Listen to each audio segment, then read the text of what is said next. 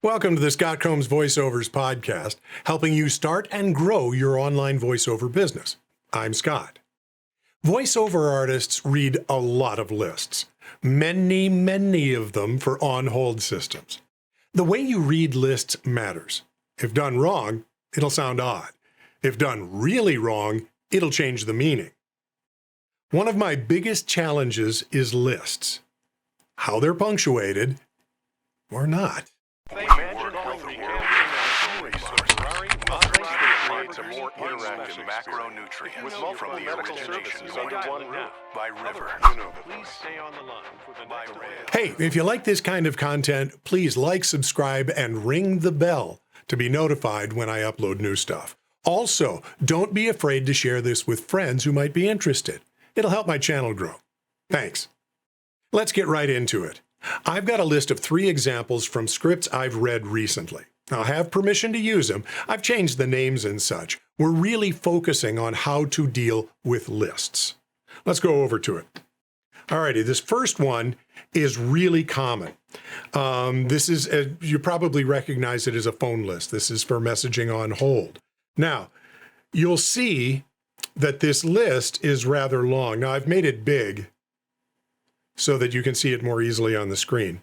This list is rather long, and you need to have some inflections. One of them is the down inflection.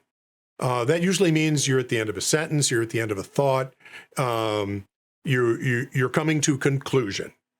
Now, if the thought is going to go on, did you just hear how I said on? You know, that's known as a dangling inflection.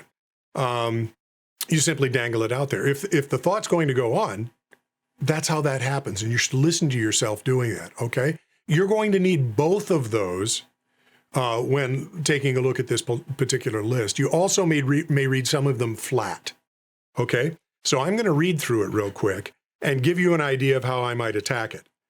For administrative office or to schedule an intake, press 1. For our Lake Sorket office, press 2. For our Donfer office, press 3. For transportation services, press 4. For independent living services, press 5. For employment services, press 6. For youth transition services, press 7. For accounting questions, press 8. To repeat these options, press 9. Did you hear all the different inflections I used? Go in and take a listen to them and kind of give them an up, middle or down inflection, maybe way down, middle down, you know. Well, think about a way of just notating it and then practice against what I just did. I'll put the scripts down below so that you can take a look at them and you can practice with these particular scripts. I think you will find it hugely informative. Now, let's move on to the next one. This one is a little tougher, and excuse me for a second. There we go. I wanted to move that down there so we can get it. Yep, we don't have to cross pages with it. Okay, so this one I read just recently, and it's kind of interesting. I want you to notice something.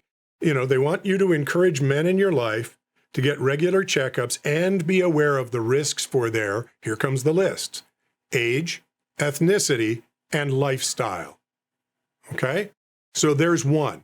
So the way you inflect that is of the risks for their age, ethnicity, and lifestyle. And that down inflection on the lifestyle tells you it's the end of the sentence. Here's the problem. Look at the next sentence. Know your preventable risks. Then take steps to create healthful habits.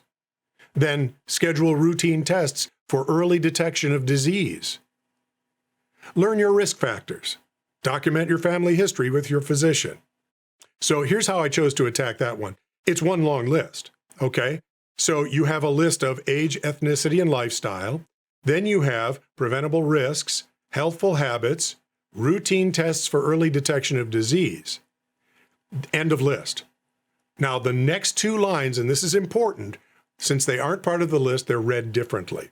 So, learn your risk factors. That's, you're encouraging them to do something. In a sense, it's a call to action. So learn your risk factors.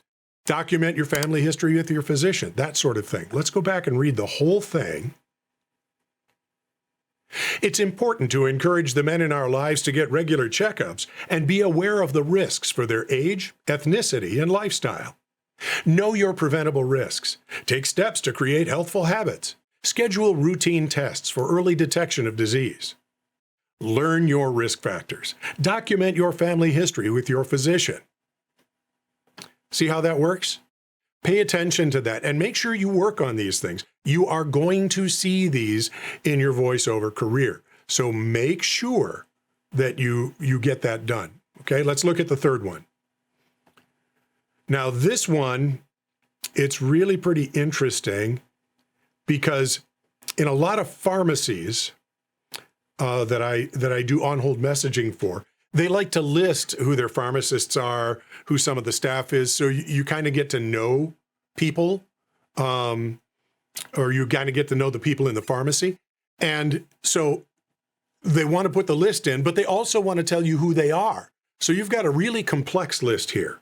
You've got title and name, title and name, title, name and name, and title, name and name.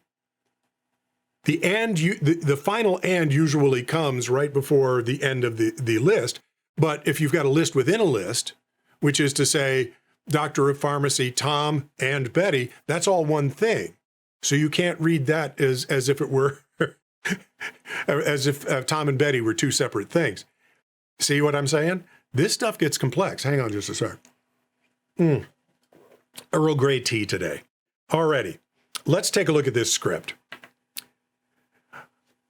We see pharmacist, anesthesia, doctor, and you see the comma there, Doctor of Pharmacy Mario Speedwagon, comma, State Certified Pharmacy Technician Holly Graham, comma, Technician Chelsea Williams, comma, and now here comes the list within a list.